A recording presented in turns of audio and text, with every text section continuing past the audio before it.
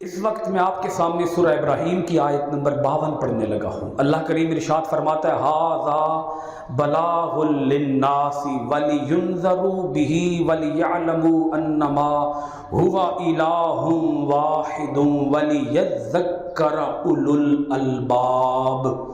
یہاں آخری آیت کے اندر بھی اللہ کریم نے فرمایا یہ وہ قرآن ہے، یہ وہ قرآن ایک پیغام ہے سب انسانوں کے لیے، کسی ایک انسان کے لیے نہیں ہے۔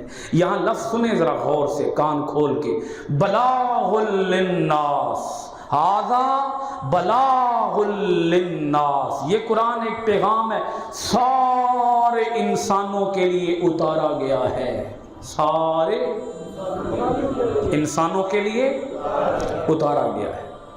یہ کسی ایک قبیلے کے لیے نہیں، کسی ایک بستی کے لیے نہیں، کسی ایک ٹاؤن کے لیے نہیں، کسی ایک علاقے کے لیے نہیں، کسی ایک قریے کے لیے نہیں، کسی ایک بستی کے لیے نہیں، کسی ایک قوم کے لیے نہیں، کسی ایک گاؤں کے لیے نہیں، کسی ایک شہر کے لیے نہیں، کسی ایک ضلع کے لیے نہیں، کسی ایک صوبے کے لیے نہیں، کسی ایک ملک کے لیے نہیں، کسی ایک خطے کے لیے نہیں، یہ ساری انسانیت کے لیے پیغام ہے۔ میسج کیا ہے؟ Message, letter.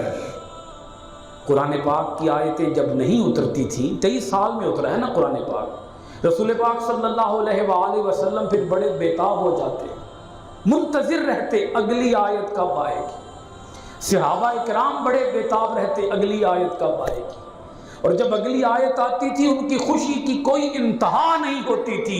اللہ کریم نے ہماری طرف پیغام بھیجا ہے، جیسے کوئی اپنے محبوب کی طرف سے لو لیٹر آئے تو نہیں خوش ہوتا، کیا اپنے محبوب کی طرف سے یہ لو لیٹرز ہیں بھائی، محبوب کی طرف سے ہیں، یہ محبوب حقیقی کی طرف سے لو لیٹرز ہیں۔ پڑھو، کھولو، سمجھو، انہیں دل میں اتارو، انہیں قلب میں اتارو، انہیں دماغ میں اتارو، انہیں سینے میں اتارو۔ یہ ہے ہی سمجھنے کے لیے، بولیے کس کے لیے ہے؟ یہ قرآن سمجھنے کے لیے آیا ہے بھائی، بلاغ، میسج ہے، پیغام ہے۔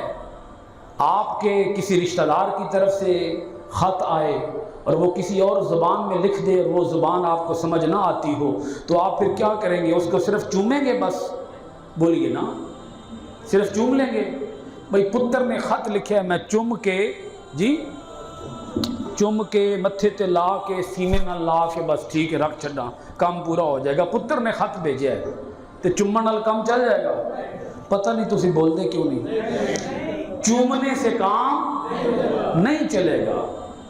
یہ رب نے، اس رب ذوالجلال نے جو ہمیں پیدا کرنے والا ہے، یہ اس نے ہماری طرف بھیجا، اور وہ فرماتا ہے یہ سارے انسانوں کے لیے ہے۔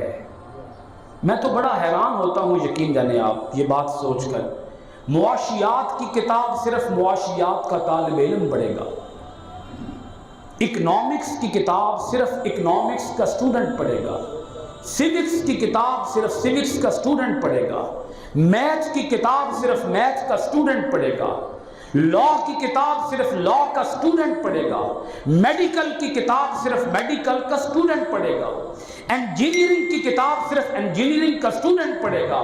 لیکن قرآن مجید صرف ایک اسٹوڈنٹ کے لیے نہیں ہے کہ اس کو صرف مولوی پڑھے، اس کو صرف علماء پڑھے، اس کو صرف مدرسے کے طالب علم پڑھے، اس کو صرف نمازی پڑھے، نہیں، وہ رب قرآن میں فرماتا ہے ھذا بلاغ للناس، یہ سارے انسانوں کے لیے میسج ہے، پیغام ہے۔ اب آگے سنیے اللہ کریم دوسری بات کیا ارشاد فرماتا ہے، وہ فرماتا ہے وَلِيُنذَرُوا بِهِ، یہ ہم نے اس لیے نازل کیا تاکہ انہیں ڈرایا جائے، سارے انسانوں کو کیا کیا جائے؟ ایتھے ہونا ایک اور بھی اعتراض ہوتا ہے، بعض لوگ کہتے ہیں اے مولوی ڈراندے بڑا، ایک کہتے ہیں اے مولوی ڈراندے بڑا، پتہ نہیں نہ ڈران نال کی لگتا ہے۔ رب خود فرماتا ہے میں نے کتاب بھیجی اس لیے ہے تاکہ اس کتاب کے ذریعے لوگوں کو ڈرایا جائے۔ پھر دیکھیں نا، میں یہاں ایک بات عرض کرتا ہوں، مثلا اگر آپ شیر سے ڈریں گے تو آپ کیا کریں گے؟ بولا شیر سے دور بھاگیں گے، بلی سے ڈریں گے، کتے سے ڈریں گے، سانپ سے ڈریں گے تو سانپ سے دور بھاگیں گے، لیکن جب آپ رب سے ڈریں گے تو رب سے دور نہیں بھاگیں گے، رب کے اور قریب ہو جائیں گے، کیونکہ رب کے عذاب سے بچانے والا کوئی اور نہیں ہے۔ مثلا سانپ سے ڈر کے تو آپ جائیں گے اپنے باپ کے پاس یا جائیں گے اپنی ماں کے پاس کہ وہ میرا باپ یا میری ماں کیا کرے، مجھے سانپ سے یا شیر سے یا چیتے سے یا گیدڑ سے کیا کرے، بولیے، بچا لے۔ اب ڈرنا کس سے ہے؟ رب سے۔ رب سے ڈر کے جانا بھی رب کے پاس ہی ہے کہ اے باری تعالیٰ اپنے عذاب سے بچائے گا تو تو ہی بچائے گا، تیرے علاوہ کوئی پناہ گاہ ہی نہیں ہے۔ سمجھ آ جائے تو سبحان اللہ کہہ دیا کرو۔ تو رب فرماتا ہے یہ کتاب میں نے اس لیے اتاری تاکہ اس کتاب کے ذریعے کیا کیا جائے، ڈرایا جائے۔ اب کس سے ڈرایا جائے؟ حساب سے۔ کس سے ڈرایا جائے؟ جہنم کی آگ سے۔ کس سے ڈرایا جائے؟ قیامت سے۔ کس سے ڈرایا جائے؟ عذاب قبر سے، عذاب نار سے۔ ڈرنا چاہیے، ہر وقت ڈرنا چاہیے۔ انسان کو کسی لمحے بھی اس ڈر سے غافل نہیں ہونا چاہیے۔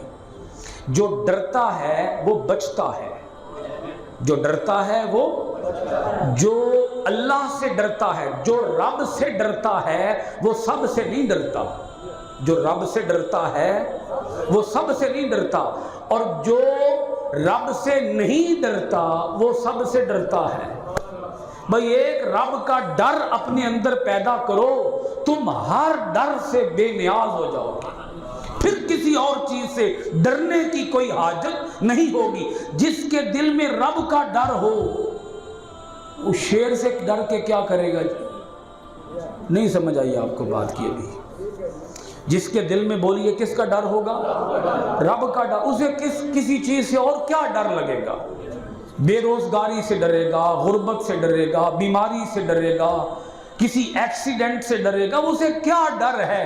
رب کا ڈر اتنا بڑا ڈر ہے جو انسان کو باقی ہر ڈر سے بے نیاز کر دیتا ہے۔ ایک ڈر، ایک خوف، ایک ڈر، اسے کہتے ہیں تقوی۔ اسے کیا کہتے ہیں؟ بولیے، تقوی۔ یہ مطلوب ہے۔ اسلام کا سب سے پہلا تقاضا یہ ہے کہ اپنے دلوں کے اندر رب کا ڈر پیدا کرو، رب کا خوف پیدا کرو۔ تم جتنا رب کا خوف پیدا کرو گے اتنے رب کے قریب ہو جاؤ گے، اتنے رب کے نیڑے آ جاؤ گے جتنا رب سے ڈرو گے۔ جو نہیں ڈرتے وہ پھر نماز بھی نہیں پڑھتے۔ کیا خیال ہے آپ کا؟ اب آگے سنیے، تیسرا پوائنٹ بیان کرنے لگا ہوں۔ وَلِيَعْلَمُوا أَنَّمَا هُوَ إِلَٰهٌ وَاحِدٌ، یہ کتاب ہم نے اس لیے نازل کی تاکہ لوگ جان لیں اس کتاب کے ذریعے کہ وہ اللہ صرف ایک ہی ہے، وہ اللہ صرف تمہارا معبود، تمہارا خدا صرف ایک ہے، کوئی اور معبود نہیں ہے، معبود حقیقی ایک ہے، اس ایک کے سوا اور کوئی معبود نہیں ہے۔ تین باتیں بیان ہوگی۔ تیسری بات اللہ کریم فرماتا ہے، بلکہ چوتھی بات اللہ کریم فرماتا ہے، یہ کتاب ہم نے اس لیے اتاری وَلِيَذَّكَّرَ أُولُو الْأَلْبَابِ، تاکہ اچھی طرح ذہن نشین کر لیں اس حقیقت کو دانش مند لوگ۔ یعنی یہ کتاب نصیحت ہے، اس کتاب کے اندر حکمت ہے، دانائی ہے۔ کن کے لیے ہے دانائی کی باتیں؟ کن کے لیے ہیں؟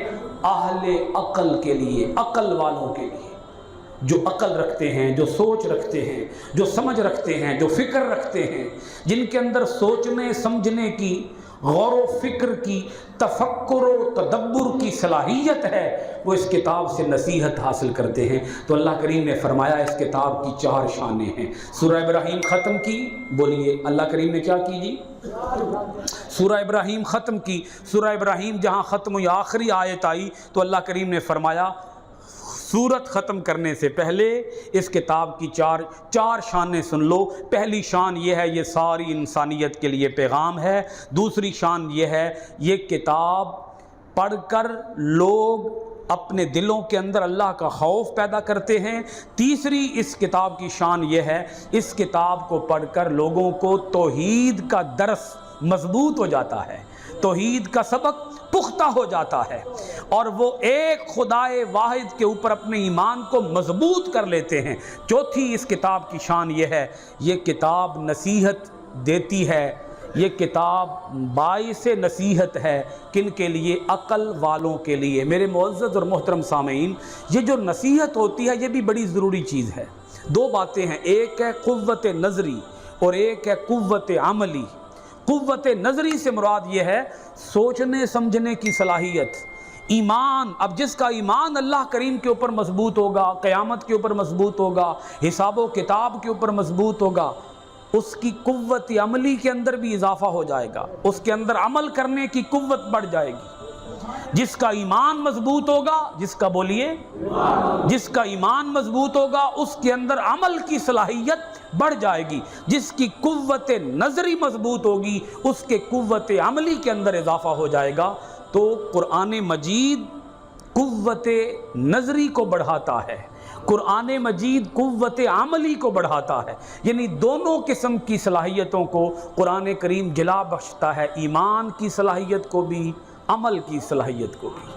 قرآن پڑھنے سے ایمان بھی مضبوط ہوگا، قرآن پڑھنے سے بولیے عمل بھی مضبوط ہوگا، لیکن سمجھ کر، بغیر سمجھے نہیں۔ کوشش کریں جتنی سمجھ آ سکے اس کے مطابق ہم کیا کریں؟ بولیے قرآن کریم کو سمجھ کر پڑھیں۔ لو جی، سورت ختم ہو گئی ہے، سورہ ابراہیم ختم ہو گئی ہے۔